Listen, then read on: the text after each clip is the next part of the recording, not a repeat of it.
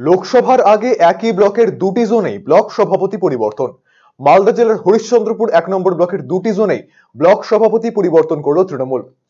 ১ জোনে মোশাররফ হোসেনের পরিবর্তে ব্লক সভাপতি হলেন জিয়াউর রহমান, যিনি এর আগে ৩ বারের ব্লক যুব তৃণমূলের সভাপতির দায়িত্ব সামলেছেন। ১ জোনে মানিক দাসের পরিবর্তে সভাপতি হলেন জেলা পরিষদ সদস্যা মার্জিনা খাতুন। পঞ্চায়েত ভোটে হরিশ্চন্দ্রপুর ১ নম্বর ব্লকে ভরাডুবি হয় তৃণমূলের। ৭টি গ্রাম পঞ্চায়েতের মধ্যে ৬টি গ্রাম পঞ্চায়েতেই হাতছাড়া হয় শাসক দলের। হাতছাড়া হয় পঞ্চায়েত সমিতি।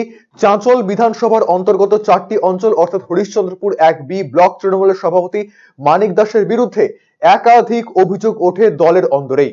পঞ্চায়েত ভোটের আগেই টিকিট বিক্রির অভিযোগে অঞ্চলের বহু তৃণমূল নেতা কর্মী দলত্যাগ করেন। দাবি ওঠে ব্লক সভাপতি পরিবর্তনের।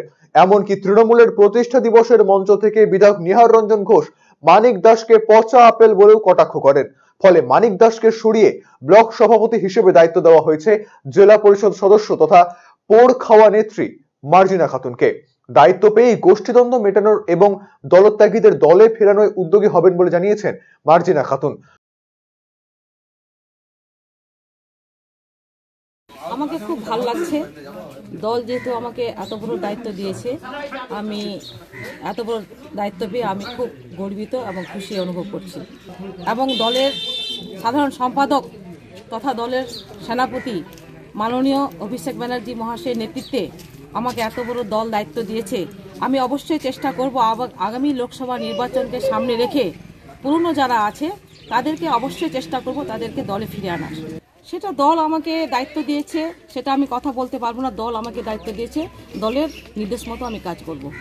অন্যদিকে দল বিরোধী কাজের জন্যই রাজ্য নেতৃত্ব ব্লক সভাপতির পরিবর্তন করেছে বলে জানিয়েছেন বিধায়ক নিহার রঞ্জন ঘোষ।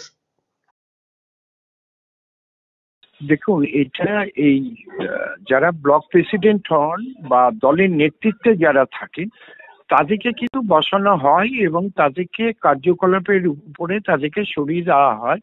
এটা আমাদের যারা রাজ্যের নেতৃত্ব আছেন তারাই করেন কিন্তু।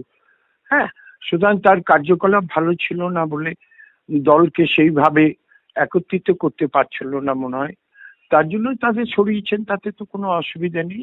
যিনি দায়িত্ব পেয়েছেন তিনি একজন জেলা পরিষদের মহিলা সদস্য, তাকে দায়িত্ব দিয়েছে। নিশ্চয়ই আশা করি যে ভুলগুলো আগে ব্লক প্রেসিডেন্ট করেছিলেন সেই ভুলগুলোকে যাতে না করে দলকে শক্তিশালী করবে এই আশা রেখেই দল সেই নেতৃত্বকে পাল্টিয়ে আরেকজন নেতৃত্বকে দায়িত্ব দিয়েছে। দেখুন, খুব ভালো লাগছে যে নেতৃত্ব যারা রাজ্যে রয়েছে তারা ইনকোয়ারি করে দেখেছেন যে আমি যে কথাটা বলেছিলাম, হ্যাঁ সত্যিই সেটা বাস্তব সত্য বলে আরো গুরুত্ব সহকারে সেটাকে তাকে সরিয়ে দেওয়া হয়েছে।